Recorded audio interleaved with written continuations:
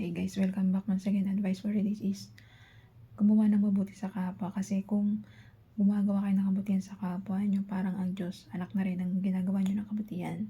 Reflection ba? So, kung gumagawa ka ng kabutihan sa kapwa-tao mo, big points ka na dun sa langit.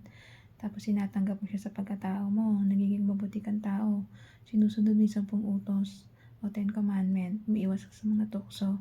Pinapatatag mo ang pananampalataya mo sa ating Diyos anak na buhay na si Jesus Christ. Lahat ng humingi sa'yo ng tulong, i-reflex mo na si Jesus Christ. Yung binibigyan mo ng tulong. Papasukin mo siya sa buhay mo para maalis yung mga alalahan at problema mo sa buhay, para hindi ka makapag-isip ng di maganda sa kapwa-tao mo. Ang mga tao kasing hindi gumagawa ng kabutihan sa kapwa, sila yung mga walang Diyos na kinikilala. Bagkus puro kademonyohan lang mga kilala nila. Mga demonyo ba? Pinamadali silang pasukin kapag hindi sila nananalig ng tapat sa ating Diyos anak na si Jesus Christ. Bagkus gusto lang nila makapanakit, makapanggulo, gumawa ng gulo, manira, ganyan. Manakit ng kapwa-tao nila. Sila talaga yung may mga walang puso, walang Diyos na kinikilala. Pero kapag kayo may nakikita kayong ganong tao, kayo naman na mabubuting tao, bigyan po natin sila ng advice para magbago. Mahikayat natin sila na magbago. Advisein natin sila, tulungan natin sila, naabot natin makakaya. Kung ayaw nila tumanggap ng inyong advice, so pwede namang ipasa Diyos yun na lang sila. So ang Diyos ang kikilos, ang Diyos anak ng si Jesus Christ, para turuan sila ng leksyon na magbago. Ang gagawin lang po natin, para makatulong sa ayaw na tumanggap ng tulong natin, ipagdasal na lang po natin sila para magbago sila ng kanilang mga maling gawa. So tayo mga mabubuting tao, patuloy lang natin ang ginagawa nating kabutihan para sa kapwa-tao natin. Magdasal, manalig, manampalataya at patatagin mo ang pananampalataya mo sa ating Diyos anak na si Jesus Christ.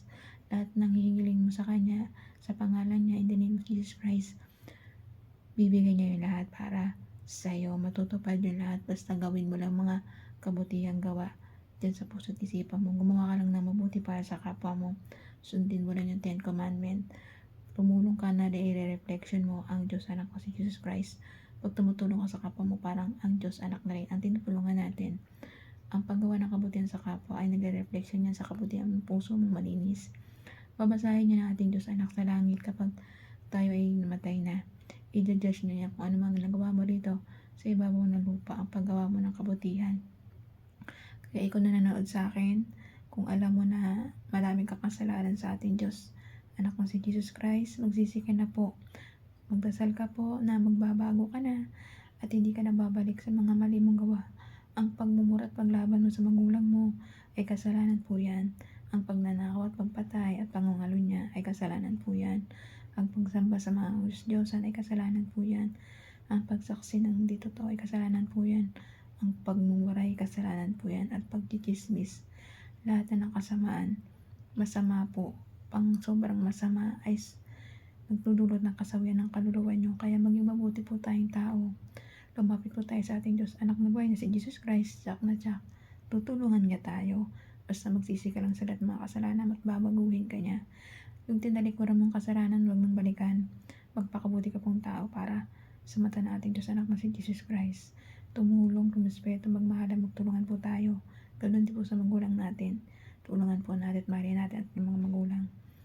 At higit sa lahat, maging focus natin ang Diyos anak na si Jesus Christ. Kaya hanggang dito na lang po aking advice. Ingat po tayong lahat and God bless.